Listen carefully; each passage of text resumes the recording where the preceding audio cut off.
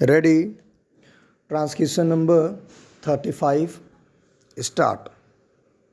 Mr. Vice Chairman, Sir, I welcome the budget proposals for the year 1982 to 83, which are are all comprehensive and which embrace most of the development plans that we have envisaged for the establishment of a socialistic society in this country.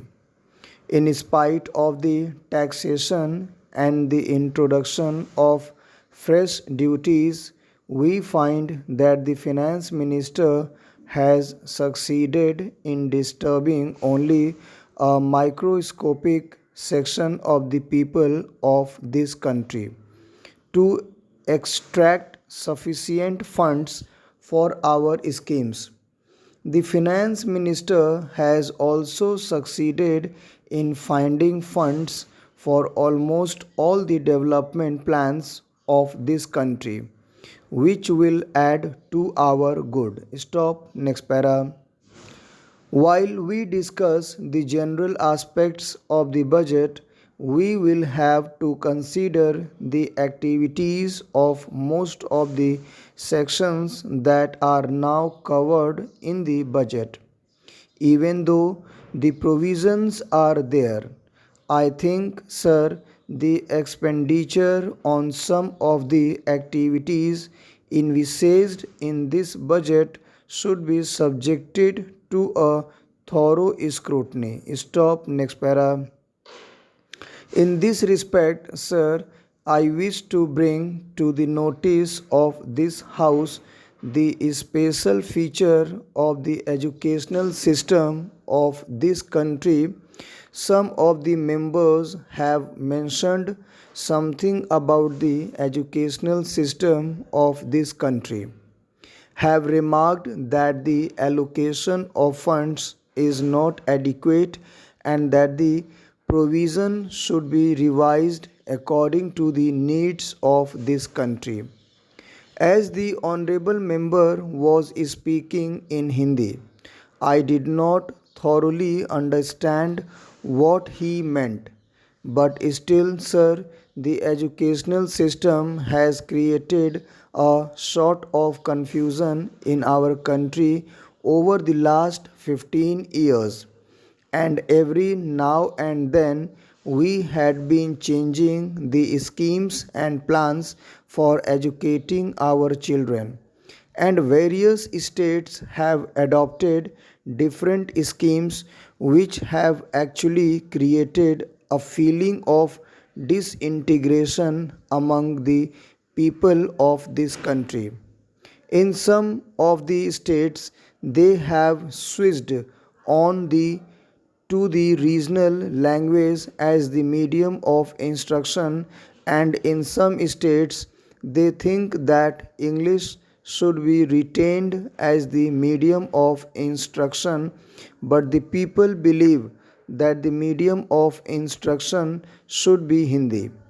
That is the national language of our country.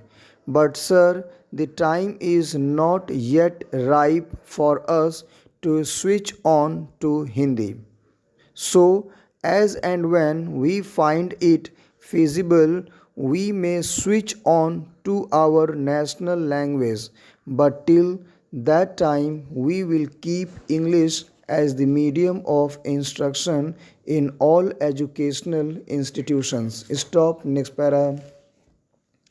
Sir, the other day the University Grants Commission submitted a report wherein they have mentioned that English should be the medium of instruction at least in the colleges.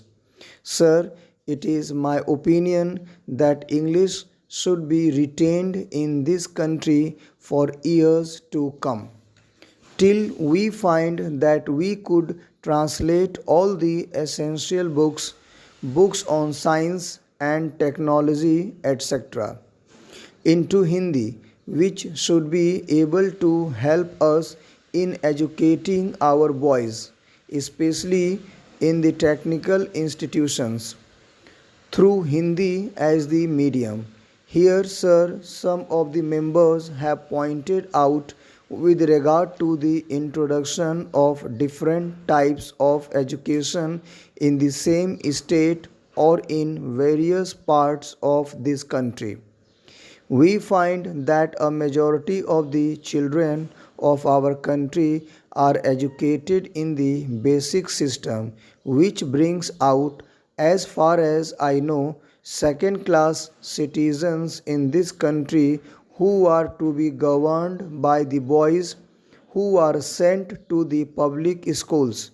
Most of the children of the haves are sent to the public schools and they are imparted expert training, and when they come out they are definitely superior to those boys who undergo this basic system of education.